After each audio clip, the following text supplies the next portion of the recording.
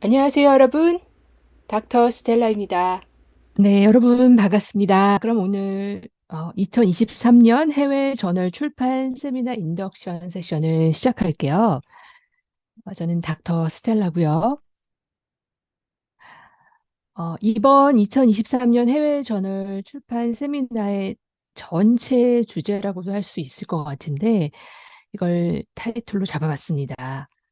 좋은 연구를 저널 페이퍼로 출판하기 위한 성공적인 전략을 알아보는 세미나가 될 것 같아요.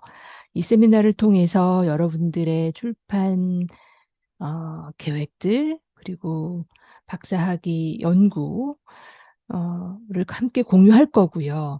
저 역시 저의 출판 경험, 그리고 저널 리뷰어로서의 저의 경험도 공유를 할 생각입니다. 인덕션 세션을 시작하기 전에 여러분들이 왜 해외 저널에 출판을 하려고 하는지에 대한 의견을 좀 여쭙고 싶어서 제가 간단하게 설문을 만들어 봤어요. 멘티닷컴을 가시면 코드를 입력하라는 란이 나오고요. 거기에 8680-3819 입력하시면 제가 만든 질문을 보실 수 있습니다. 2분 드릴게요. 예, 간단한 질문이니까 답변하기 쉬우실 거고요. 그냥 솔직하게 답변해 주시면 될 것 같아요. 자, 2분 드리겠습니다.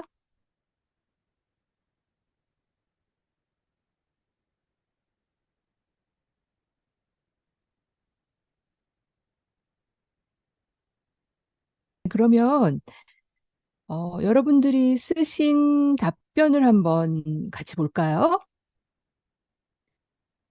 네. 내 연구를 세계에 알리기 위해서, 너무 중요하죠. 예, 박사 연구를 마치신 이후에 그 연구를 세계에 알리는 작업은 반드시 하셔야 되는 일이고요.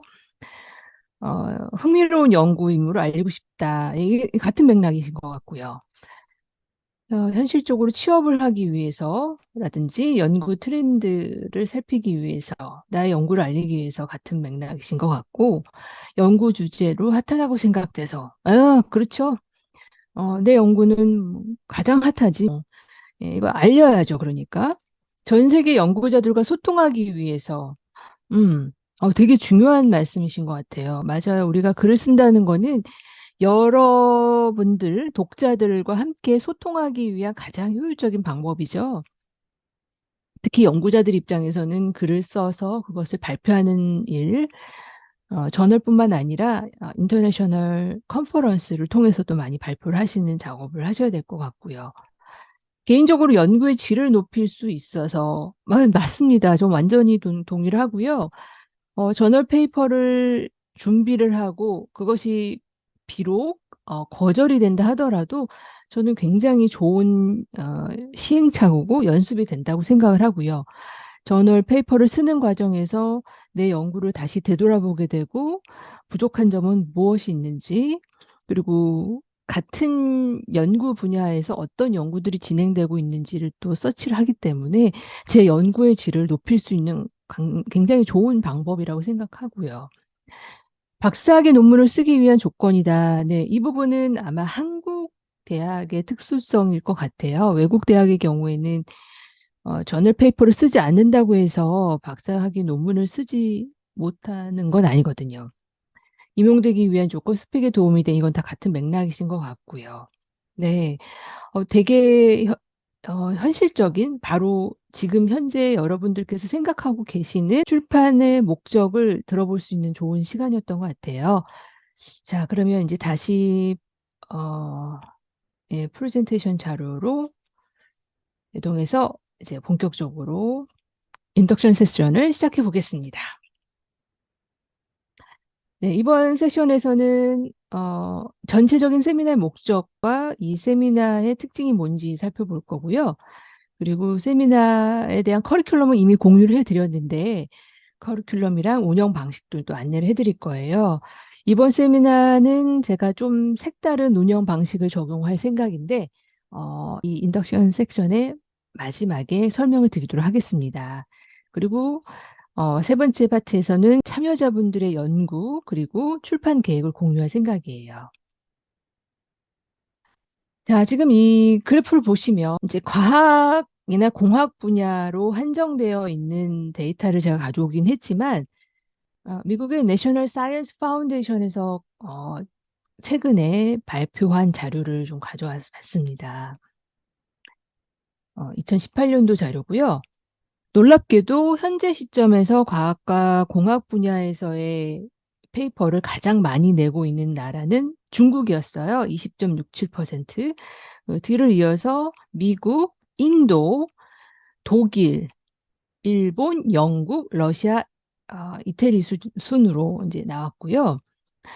중국하고 미국을 합치면 두 나라의 점유율만 전체 과학공학 분야에서 출판율이 38%를 차지하고 있어서 굉장히 놀랍죠. 비슷하게 이제 이 지도 자료도 이제 과학 분야, 특히 환경공학 분야의 해외 저널 발표에 대한 그 비율이라고 해야 될까요? 이걸 보여주고 있는데 보시다시피 중국, 그다음에 유럽, 뭐 영국, 북미권, 그리고 라틴 아메리카 쪽에서는 이제 브라질 쪽에서, 그리고 호주, 일본 조금 보이고요.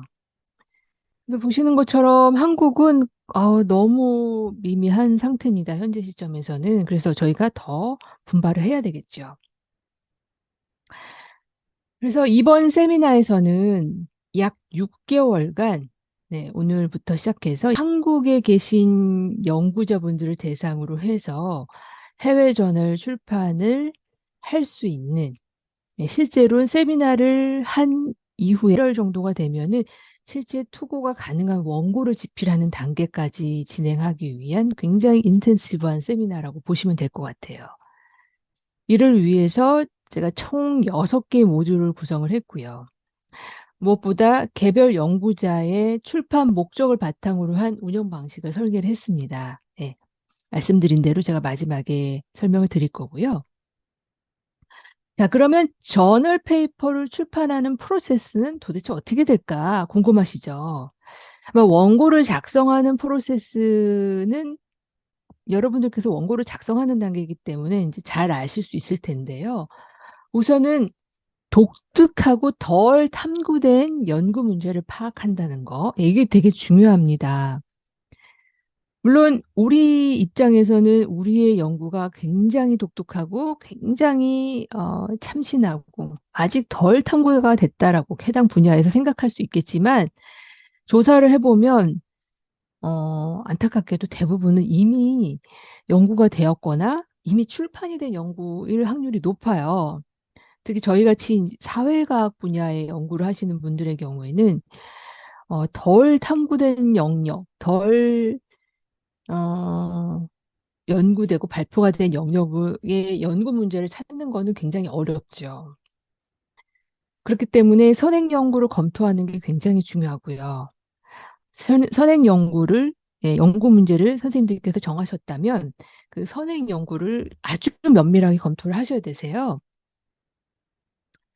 그리고 그 비슷비슷해 보이는 연구 문제라 할지라도 훨씬 더 참신하고 우수한 연구 문제, 연구 설계를 하는 것이 굉장히 중요해요. 그리고 그렇게 해서 만든 나의 굉장히 중요한 원고를 어디다가 제출해야지 가장 적합할지 그런 최적의 저널을 선택하는 거 굉장히 중요한데요. 이 부분은 제가 나중에 데이터를 좀 보여드리면서 말씀드리겠지만 아마 들어보셨을 거예요. 약탈적 저널이라고 하는 최근에 한 10여 년 사이에 굉장히 많은 약탈적 저널이 등장을 했고 한국에 계신 연구자분들은 어떤 저널들이 약탈적 저널인지에 대해서 선별하는 기준을 선별하는 걸 잘 하기가 어려우신 상태인 것 같아서 요거는 별도의 세션을 통해서 첫 번째 모듈에서 제가 다룰 건데, 예, 약탈적 저널은 어떤 특성을 가지고 있고, 어떻게 하면 우리가 이 약탈적 저널을 확인해서 나의 소중한 원고를 약탈당하지 않을 수 있을지, 설명을 드릴 거고, 반대로 그래서 최적의 전월을 어떻게 낼 수 있을지에 대한 전월 선택 기준 이런 것도 말씀을 드릴 거예요. 그리고 아무리 잘 쓴 원고를 하더라도 해당 전월에서 요구하는 출판 서식을 따르지 않으면 에디터 수준에서 리젝이 됩니다. 예, 그리고 이제 원고를 제출하시겠죠. 그래서 원고를 제출하시게 되면 어떻게 되시죠? 출판사에 저널 쪽으로 넘어오는 저널 페이퍼 출판 프로세스에 들어가는데 피어 리뷰 단계라고 하죠. 일단 먼저 편집실에서 해당 원고를 평가를 합니다. 1차적으로. 그래서 이 원고가 리뷰어에게 넘길 만한 원고인지 아닌지를 심사를 하세요.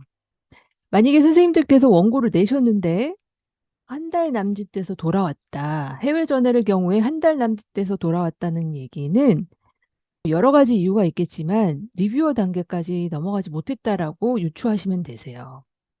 예, 리뷰어 단계로 넘어갔을 때 지금 이제 그 리뷰 어세스 이렇게 넘어가게 되면 이제 리젝이 됐다, 억셉이 됐다, 뭐 이런 의사 결정을 내리게 되는 거고요. 네, 그래서 리뷰어들이 그 원고를 검토하는 시간을 한 2달 정도를 들여요. 이제 상황마다 좀 다를 수는 있는데 예를 들면 이제 제너럴 에디션의 경우에는 2달, 3달, 뭐 이 원고가 이제 들어오는 수에 따라서 좀 달라질 수도 있겠지만 평균 그 정도를 진행한다고 보시면 되고, 어, 그래서 그런 원고 검토가 끝나게 되면은 이제 에디터가 최종적인 평가를 하고 저자들에게 최종 결정을 전달하게 됩니다. 그리고 이제 저희가 이제 출판을 이제 그 리뷰어 단계에서 출판물, 그 원고에 대해서 검토를 할 때, 물론 이제 지금 제가 보여드리고 있는 이 데이터 외에도 많은 이유들이 있을 수 있는데, 이거는 이제 보통의 출판이 거절되는 이유라고 보시면 될 것 같아요. 앞서 말씀드린 것처럼 스타일 가이드, 그 해당 출판사, 해당 저널이 요구하고 있는 출판 서식을 따르지 않는 경우들이 의외로 많거든요. 예를 들면 그 레퍼런스 시스템 같은 경우도 어떤 데는 하버드 시스템을 쓰기도 하고 어떤 데는 APA를 쓰기도 하고 어떤 데는 시카고를 쓰기도 하고 이제 그런 부분들을 잘 맞춰가지고 제출하셔야 되는데 간혹 이제 그게 별로 중요하다고 생각을 안 하셨는지 모르겠지만 예, 전혀 맞춰지지 않은 그런 원고를 내시는 경우들이 있는데 이 경우에는 뭐 바로 리젝이 되죠. 바로 돌려보내죠.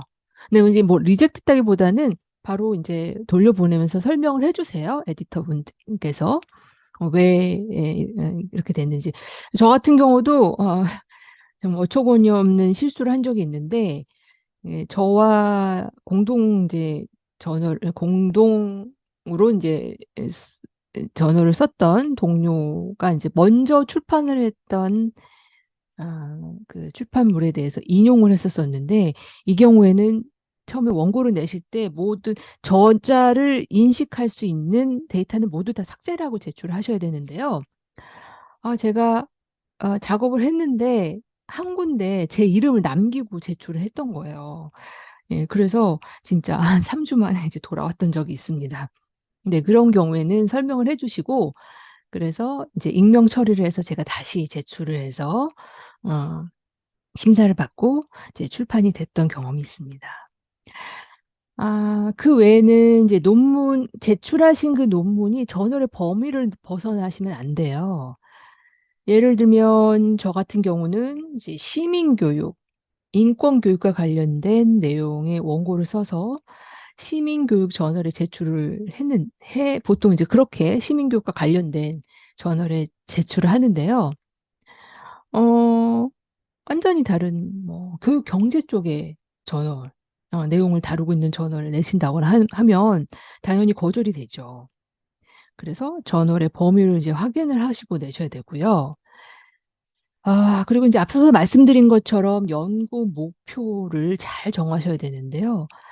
나는 나름대로 연구 목표를 정해가지고 했다고 하지만, 어, 그 원고의 서론을 쓰는 부분에 있어서 연구 목표를 명확하게 제시를 하셔야 되는데 굉장히 모호하게 쓰시는 경우들이 의외로 많습니다. 두리뭉실하게. 본인들은 알지. 그렇지만 그러니까 독자를 생각해서 쓰시지 않는 경우들이 많으시거든요. 그래서 이런 부분들은 실제 앱스트랙이나 이제 서론 부분들의 원고를 보여드리면서 리젝이 됐던 그런 원고들을 좀 실제로 보여드리면서 설명을 드릴 예정이에요. 그리고 이제 부적절한 문헌 검토, 이것도 이제 서론, 그다음에 이론적 배경을 다루는 섹션에서 나오는 이제 그 실수일 수도 있고, 잘 몰라서일 수도 있고, 그래서 해당 연구의 주제와는 전혀 관련이 없는 선행 연구들을 검토를 해서 쓰시는 경우도 리젝이 되십니다. 그리고 논문의 오리지널리티가 좀 떨어지는 연구들의 경우. 그러니까 무슨 말이냐면은 이미 해당 저널에서 관련된 연구로 출판된 것들이 꽤 있어요. 이러면 또 거절이 되십니다. 그래서 오리지널리티가 굉장히 중요해요. 해당 저널에서 출판한 적이 없는 원고일수록 출판될 확률이 높죠. 근데 이제 사회과학 연구 쪽에서 아예 내 연구만이 굉장히 독보적이고 내 연구만이 유일하다라고 하는 경우는 극히 드물 거예요.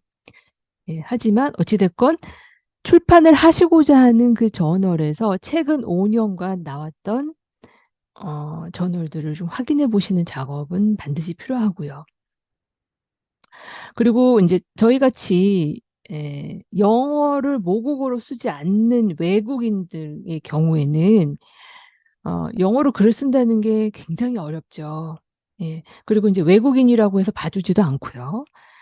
그래서 뭐 문법적으로 틀리지 않은 원고를 쓰는 건 기본이지만 저널 스타일, 그러니까 영어의 스타일이 있어요. 글쓰기의 스타일. 예. 이 부분들이 훈련이 되지 않으면은 단기간에 굉장히 잘된 원고를 쓴다는 거는 거의 불가능에 가깝습니다. 하지만 네. 이번 세미나에서는 어느 정도 굉장히 단기지만 어느 정도 저널에서 요구하는 그러니까 저널 페이퍼에서 요구하는 영어의 수준, 영어의 스타일, 이것이 최소한 무엇인지, 그리고 어떤 스타일이 좋은, 잘 쓴 글이 되는지 이런 것들을 좀 살펴볼 예정이에요. 그리고 이제 지금 보여드리는 요 내용은 제가 하버드 에듀케이셔널 리뷰의 홈페이지에서 그냥 번역만 해서 보여드린 건데요. 성공적인 출판을 위한 기준이라고 하는 걸 아예 HER 홈페이지에 제시를 하고 있어요. 근데 이 기준은 비단 하버드 에듀케이션 리뷰에서만 적용되는 건 아니고 대부분의 사회과학 연구, 그리고 이제 대부분의 이제 과학공학, 뭐 다 포함됩니다. 모든 연구에서, 연구를 발표할 때 기준이 되는 거라고 보시면 될 것 같아요. 첫 번째로 중요성과 영향력인데요. 저희는 이제 교육 분야를 다루고 있으니까 교육 분야에 관련된 질문에 초점을 맞춰야 되죠.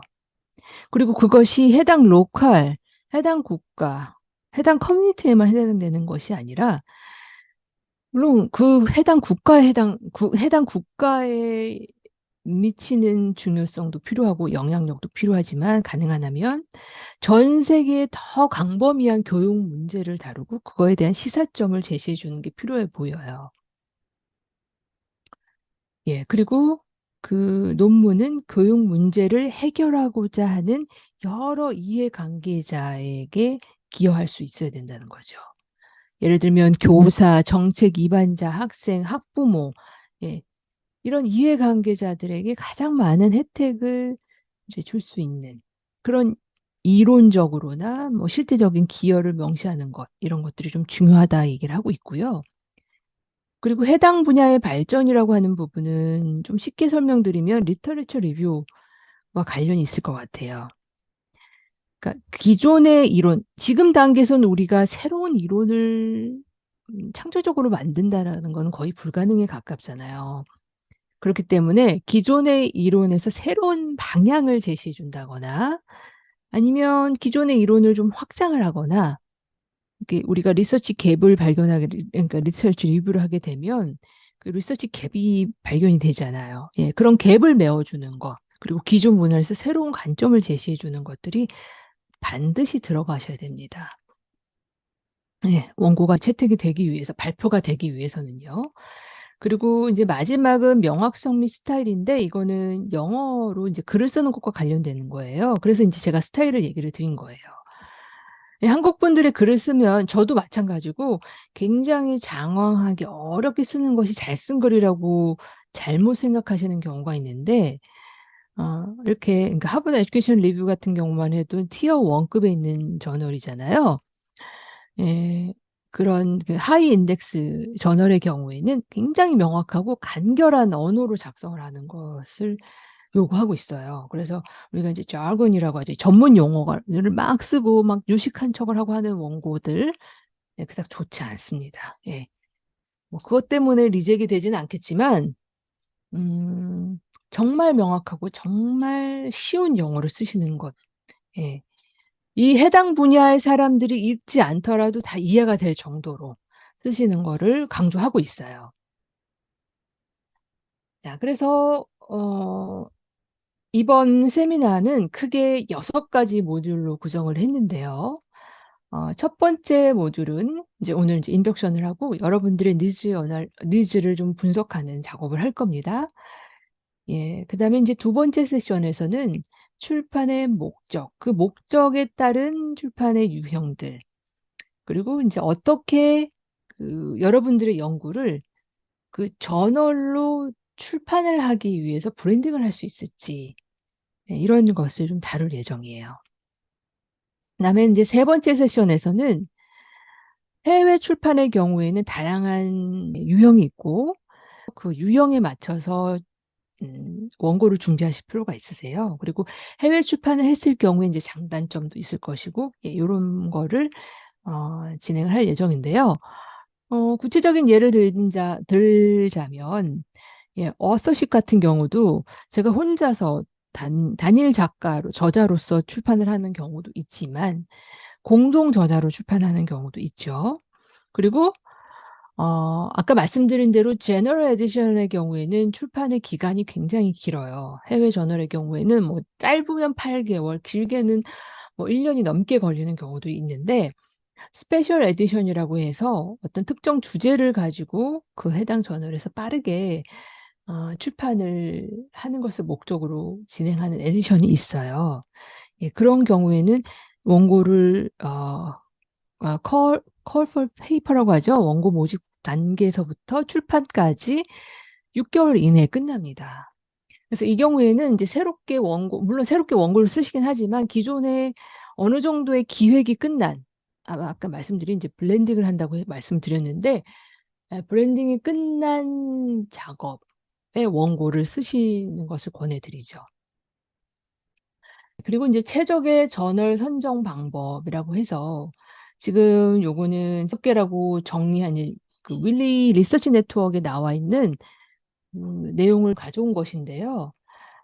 지금은 이제 뭐 6개, 누구는 6개라고 얘기하기도 하고, 누구는 10개 기준을 얘기하기도 하지만, 뭐, 그게 중요한 것이 아니라, 그러니까 최적의 전어를 선택하는 것이 그만큼 중요하기 때문에, 여러 가지 기준들을 놓고서 리스트를 이제 체크해 볼 수 있게끔 하는 게 있어요.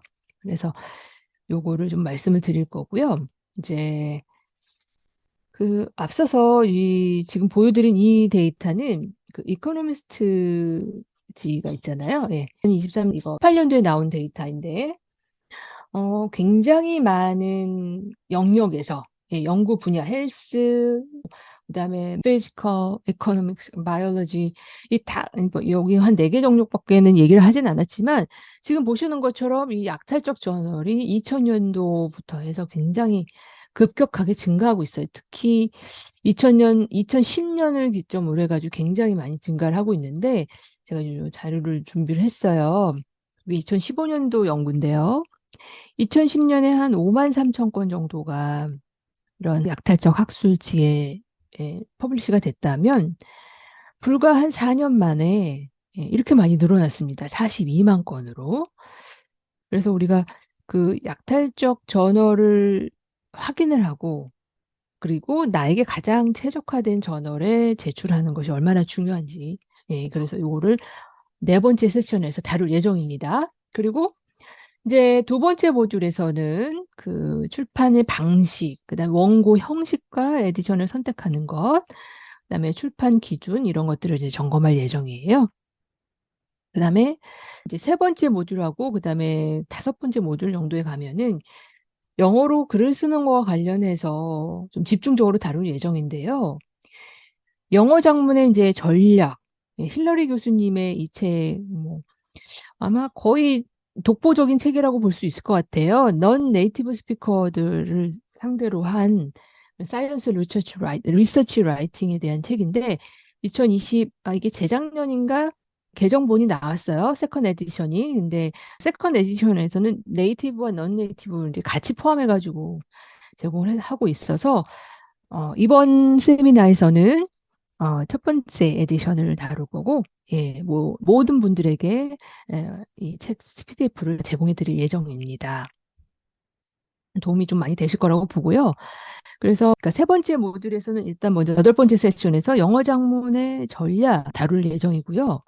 이제 아홉 번째 세션에서는 한국 분들이 자주 범하는 영어 장문의 오류들이 있어요. 이게 아까 말씀드린 이제 스타일과 관련된 부분인데, 예, 이걸 다룰 예정이고, 열 번째 세션에서는, 어, 그 한글로 글을 쓰시고, 그걸 번역 프로그램을 써서 번역을 하시는 경우들이 있잖아요. 근데 그럴 경우에는 여러 가지 번역의 오류들이 좀 발생을 하고, 아무래도 이제 기계적으로 번역을 하다 보니까 자연스러운 글쓰기가 안 되시거든요. 그래서 그런 번역의 오류들을 어떻게 수정할 수 있을지, 예, 그걸 열 번째 세션에서는 다룰 예정이고요. 그다음에 열한 번째 세션에서는 라이팅 에틱스와 관련된 얘기를 할 거예요. 예, 표절이라든지 중복 게재 관련된 나도 모르게 글을 쓰면서 표절을 하거나 아니면 중복 게재를 하는 예, 이런 사례들이 종종 있거든요. 그래서 어떤 부분들을 유념해야 될지 이걸 다룰 예정입니다. 그리고 네 번째 모듈에서는 피어 리뷰에 대한 부분을 좀 상세하게 말씀드릴 예정이에요. 예, 제가 이제 피어 리뷰를 진행을 하면서 봤던 원고들 일부를 발췌를 해서 말씀을 드릴 거고, 지금 이쪽에 보여드리는 일반적인 피어 리뷰 내용들 보시는 것처럼, 어, 서론, 그다음 본론, 결론, 그 각 섹션별로 얼마나 명확하게 이제 기술이 되어 있는지, 그다음에 그 연구의 가치, 오리지널리티 이런 것들 보게 되고 연구 방법적인 측면에서도 많이 보세요. 당연히 실증적인 연구의 경우에는 그 연구가 진행되는 전체 절차에서 오류가 있지는 않았는지 이런 부분들도 좀 보게 되고요. 그다음에 라이팅 관련된 부분 굉장히 중요하죠. 만약에 근데 그렇게 리뷰를 한 결과 수정 게재를 하게 요구하는 경우도 있고요. 그 다음에 아예 그냥 리젝이 되는 경우도 있잖아요. 근데 우리가 얼마나 공을 들여서 원고를 씁니까? 리젝이 됐다고 해서 그냥 네, 할 수는 없죠. 네, 해당 저널에 다시 투고를 하실 수도 있고, 근데 리젝이 됐기 때문에 저희가 피드백을 상세하게 받잖아요. 그래서 그 받은 피드백을 바탕으로 해서 원고를 수정하는 작업을 좀 해주셔야 되세요.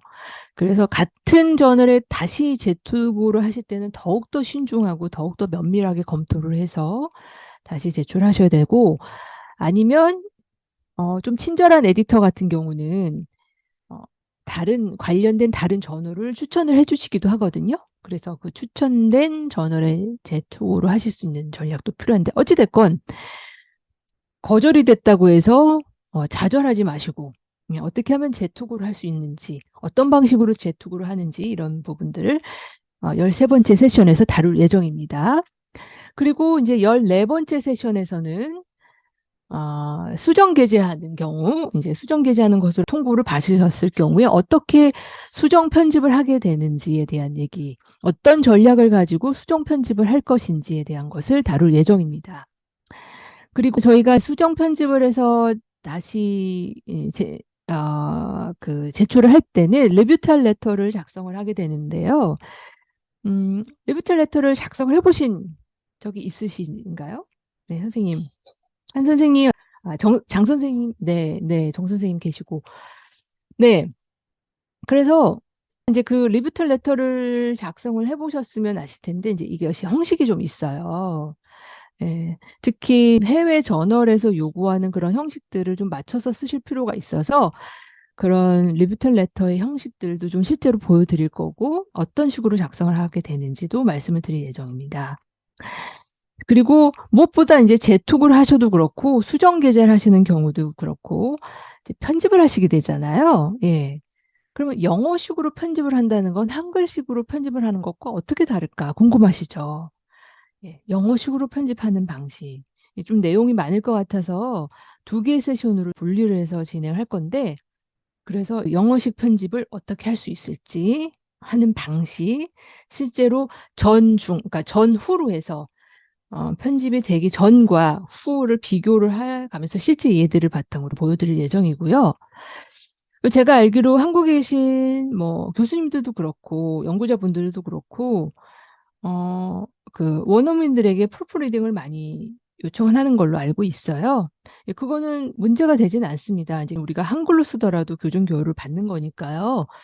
예, 근데 프로프리딩을 단순히 아시는 분을 통해서 받으실 수도 있겠지만 요즘은 AI가 테크놀로지 발달로 프로프리딩을 할 수 있는 소프트웨어들도 개발이 되어 있고요. 그래서 어떻게 프로프리딩을 조금 더 경제적으로, 효율적으로 할 수 있을지를 18번째 세션에서 다룰 예정이고요. 그리고 19번째 세션에서는 프로프 리더에게 의뢰를 할 때 유의사항을 다룰 예정입니다. 그리고 19번째 세션이 마무리될 즈음에, 즉 모듈 5 단계에서는 여러분들이 저와 함께 그리고 동료분들과 함께 그 연구를 해외 저널로 출판을 하는 단계에 이제 블렌딩을 하셨으면 그 원고들을 작업을 쭉 계속 하실 거예요. 한 5개월 정도. 그래서 그 작업을 하신 원고를 마지막 단계에 제출을 하시게 되면 제출된 원고, 개별 원고에 대해서는 제가 테크니컬 리뷰와 크리티컬 리뷰를 진행을 해서 개별적으로 피드백을 드릴 예정이에요. 예, 모듈 6에서는. 예, 이 부분은 좀 심도 있게 리뷰를 드려서 실제로 수정을 해서 제출하실 수 있게끔 할 예정입니다. 제, 제가 이제 세미나 운영 방식을 좀 독특하게 할 예정인데, 그렇게 하려고 하는 이유는 바로 우리가 글을 쓰는 거와 관련해서, 특히 해외 저널에 이제 출판하는 것과 관련해서 많은 한국 연구자분들이 출판의 장벽을 가지고 계신 걸로 들었어요. 저 역시 처음에 굉장히 어려웠고요. 그것은 일단 내 실력으로 해외 저널에 출판이 가능할까? 이런 자신감이 부족한 부분도 있고 일단 먼저 중요한 거 먼저 해야지. 내가 논문 먼저 써야지. 내가 컨퍼런스 페이퍼 먼저 써야지. 이렇게 좀 미루는 습관들이 좀 있잖아요. 예. 그걸 좀 어떻게 극복할 수 있을지. 그리고 원고가 좀 됐는데 좀 더 완벽해져야 돼. 조금 더 완벽해져야 돼. 이런 완벽주의 때문에 결국은 포기하게 되는 경우들이 있습니다. 그래서 이런 출판 장벽을 제거하는 방식을 이번에 어떻게 할지 고민을 해봤고요. 그리고 앞서서 얘기 드린 대로 한국 연구의 블렌딩 작업. 어떻게 하면 참석자분들의 연구의 특수성을 발견하고 강조할 수 있을지. 예. 근데 기본적으로 아시아 시장, 시장이란 표현 좀 그런가요? 예. 아시아 쪽의 연구는 이머징 마켓이에요. 예, 해외 입장에서 뭐 영미권이 되겠죠. 해외 저널 입장에서는 아시아 쪽의 연구들이 굉장히 독특한 연구들이라고 인식을 하고 있고요. 그래서 한국 맥락의 연구는 가치가 있다고 생각을 합니다. 그래서 많은 한국 연구자분들이 영어 저널로 이제 영어로 해외 저널에 출판하시기를 바라고요. 충분히 브랜딩을 할 수 있다고 생각을 합니다. 기본적으로 영어로 글쓰기가 안 되면 해외 저널에 출판하는 건 거의 불가능하잖아요. 물론 5개월, 6개월 만에 영어 실력이 획기적으로 올라갈 수는 없죠. 예, 그건 불가능하지만 최소한 어떤 스타일, 어떤 전략을 가지고 글을 써야 되는지 이런 부분들을 좀 알고 쓰는 것과 그렇지 않은 건 굉장히 많은 차이가 날 거라고 생각을 합니다. 예, 그래서 일단 초단기긴 하지만 영어 작문 능력을 향상할 수 있는 예, 이런 방식을 도입을 했고요. 그다음에 저희가 풀타임 박사 과정생일 수도 있지만 제가 볼 때 대부분의 선생님들 같은 경우는 이제 잡이 있으시고 그러면서 박사를 진행하시는 분들이 많을 거라고 생각을 해요. 예, 이 경우에는 시간 관리가 뭐 핵심이죠. 쉽지 않기도 하고요.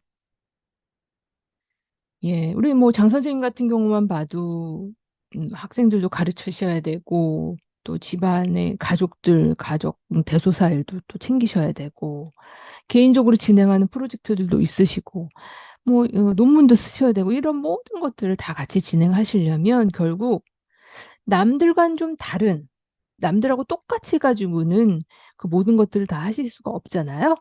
예. 그래서 이 부분은 뭐 저의 노하우를 풀기도 하겠지만 또 제가 들었던 여러 동료분들의 시간 관리 노하우 이런 것들을 좀 공유를 해드릴 예정이고요. 그렇게 하기 위해서 제가 썼던 방식도 말씀드릴 예정이에요. 일단 지금 피어 리뷰라고 해가지고 제가 지금 생각하고 있는 그 한 가지 방법은 원고를 작성을 하시는 과정에서 우리 함께 참여하셨던 이제 선생님들 간에 리뷰를 할 예정이에요. 예. 이게 뭐 별거 아닌 것처럼 느껴지실 수도 있겠지만 사실은 별거입니다. 제가 이제 학생들을 가르칠 때도 영국의 경우에는 그 평가 방식이 대부분 에세이를 쓰는 거거든요. 그래서 뭐 3천자 에세이를 쓰기도 하고 5천자 에세이를 쓰기도 하는데 저는 꼭 피어 리뷰를 진행을 해요. 그러니까 이제 피어를 정해주고 학기 초에 그리고 그 동료들 간에 계속 리뷰를 할 수 있게끔 그래서 어떤 특정 시점들이 됐을 때 참여하신 선생님들 간에 그 원고를 서로 바꿔가면서 예, 뭐 앱스트랙이 된 단계에서는 앱스트랙 가지고 저희가 한번 리뷰를 서로 해보고 어떻게 생각하시는지 피드백을 서로 간에 주고받고 하는 걸 진행을 해볼 예정이고요. 예, 그리고 또 한 가지는 잠시만요.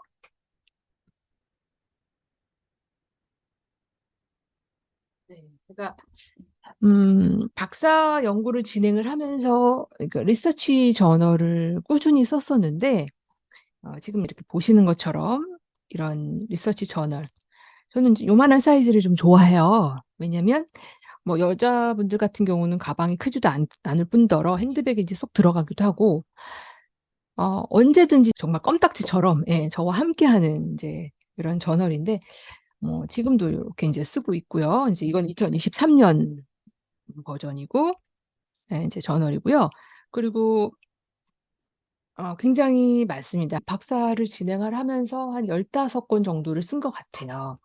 그래서 지금 보시는 것처럼 요 앞면은 네, 이쪽 앞면은 그 해의 빅고를 쓰고요. 이제 목표를 쓰고 그리고 여기 지금 보시는 이 동그란 다이어그램은 제가 박사 논문을 박사 연구를 통해서 도출한 저의 그 평화구축 역량개발 프레임워크예요.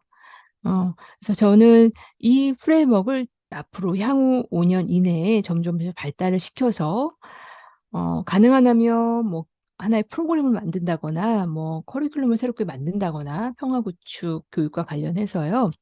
분쟁이나 평화교육과 관련돼서는 굉장히 많은 프로그램들이 이미 나와 있긴 하지만 개별 시민들의 역량을 규정하고 예, 규명하고 그 역량에 대해서 하나하나들을 좀 개발하는 프로그램들은 거의 없는 상태이기 때문에 예, 저는 이제 이것을 항상 보면서 예, 이 저널을 펼치면 그냥 바로 보이게끔 그래서 뒤에는 좀 예, 설명도 좀 썼고요. 그래서 항상 계속 생각을 할 수 있게끔 하는 거죠. 아이디어가 떠오를 수 있게끔요. 그리고 이제 이쪽 면은 제가 책을 읽거나 아니면 사람들과 이제 이야기를 통해서 어떤 그 영감을 얻었던 그런 문구, 이런 인용 문구 이런 것들을 좀 쓰는 그런 파트고요. 그리고 이게 이제 단순히 그냥 이렇게 쭉쭉쭉 쓰는 게 아니라 이제 이렇게 좀 섹션을 나눠요. 그러니까 매해 조금씩 달라지는데 이제 작년 같은 경우는 저 같은 경우 이제 티칭, 멘토링 이런 섹션이 좀 있고요. 그리고 두 번째 섹션은 연구와 관련된 당연히 예, 제가 연구가 저로서는 제일 메인이니까요. 이렇게 연구와 관련돼서 그 해 연구할 주제들, 목표들 뭐 이런 것들을 쓰는 섹션이 또 있고요. 어, 그리고 또 하나는 이제 뭐가 있을까요? 예.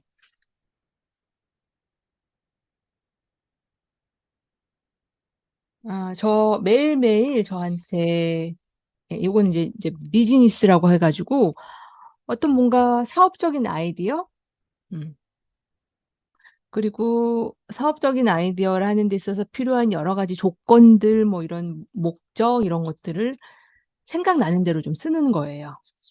빅 아이디어가 뭔지, 네, 이런 것들. 제 연구에서 가져온 그런 아이디어들. 그 다음에 요거는 이제 제가 매 순간순간마다, 예, 인스피레이션 모먼트가 있다고 봐요. 저희가 매일매일을 살아가면서 그 인스피레이션 모먼트가 됐던 사건들, 사람들, 관계, 그다음 어떤 책의 구절, 예, 그다음에 나 자신을 발견을 했었던 어떤 순간들, 감사한 순간들, 예, 이런 것들을 좀 쓰는 그런 날이고, 그다음 마지막 세션을 레슨인데요. 저는 항상 그래요. 공부를 잘 하려고 해도 잘 쉬어야 된다 생각하고, 일을 잘 하려고 해도 잘 쉬어야 된다고 생각합니다. 예, 그래서 저 같은 경우는 쉬는 걸 먼저 계획을 잡아요. 만약에 이제 여행을 가는 걸 목적으로 한다. 그럼 저는 굉장히 이제 트레킹을 좋아하는데, 예, 박사 과정을 하면서도 굉장히 많은 산들을 이제 올랐어요. 박사 과정을 시작하기 전에 여러분들 잘 아시는 산티아고 길, 한 800km를 걸었고요. 한 달 조금 안 되게. 그리고 돌로마이트, 뭐 알프스가 워낙 이제 넓은 산이니까 유럽 내에서도 이렇게 좀 펼쳐져 있으니까요. 이제 그런 등산을 많이 했었었는데, 음, 그게 굉장히 도움이 많이 됐던 것 같아요. 제가 뭐 거절도 많이 되기도 했고, 여러 가지 이제 슬럼프에 빠지기도 했고, 박사과정이 좀 긴 과정이잖아요. 근데 쉽지가 않았었는데, 네, 그런 것들을 극복하는데 저한테는 좀 많이 도움이 됐던 것 같은데, 그래서 그런 계획들, 그다음 뭐 여행객도 여행 계획이지만, 뭐 친구들과 함께 하는 시간들, 이런 것들도 다 저한테는 이제 쉬는 시간이었기 때문에, 쉼의 시간들, 그걸 어떻게 쓸 것인지, 그리고 이제 요 마지막에 이제 이 저널의 또 앞뒤로 마지막 이 면들이 제일 중요하거든요. 이쪽 뒷면, 앞면. 그래서 이쪽 면은 내가 처음에 잡았던 그 빅 골과 관련해 가지고 챌린지가 뭔지, 어떤 방해 요소들 혹은 장벽도 이런 게 뭔지 이런 것들을 이쪽에다 쓰고 점검을 해 나가고요. 이쪽 편은 또 그 일과 관련돼서 그다음에 쉼과 관련된 부분들, 그다음에 저 이제 컨트리뷰션 어떤 사회 공헌, 봉사와 관련돼서 내가 할 것들 그 해 이런 것들을 계획을 세워서 매해 이 리서치와 관련해 가지고 이런 저널들을 쓰는데 이번 세미나를 통해서도 라이팅 저널이라고 해서 글을 쓰시면서 각자의 골, 각자의 목표, 각자가 생각하는 여러분들께서 글을 쓰시는 과정이 됐건 아니면 선행 연구를 보시면서 어떤 영감을 줬던 그런 내용들, 뭐 인용 문구들 이런 것들, 뭐 그림으로 그리셔도 좋고 이런 것들을 뭐 쓰셔도 좋고 아니면 각자가 본인의 내용, 본인의 연구에 맞게끔 새롭게 이 저널을 설계를 하셔도 좋을 것 같아요. 그래서 이 라이팅 저널을 써보는 거를 좀 생각하고 있고, 이거는 이제 굉장히 피지컬한 그런 저널인데, 저는 이런 피지컬한 저널과 함께 디지털 애플리케이션 소프트웨어들도 썼거든요. 예를 들면 노션이라든지 에버노트, 그다음 미로 이런 것들을 같이 이제 써서 진행을 했었었는데 이런 부분들 디지털 저널들을 사용해서 어떻게 리서치 저널을 쓰는지 예, 이런 템플릿들도 공유할 예정입니다. 오늘 이제 세미나와 관련돼서 제가 향후에 이제 어떤 식으로 진행을 할지, 어떤 내용들로 6개의 모듈들이 이제 구성이 될지 이런 것들을 이제 간략하게 말씀을 드렸고요. 이제 지금부터는 이번 세미나를 참여하고 계시는 선생님들의 연구는 어떤 것인지 간략하게 말씀해 주시면 될 것 같아요. 편안하게. 그리고 그 연구들을 바탕으로 보통 이제 그 박사 논문을 이렇게 쪼개가지고 출판을 하실 거라고 생각을 하는데요. 어떤 방법으로 출판을 계획하고 계시는지를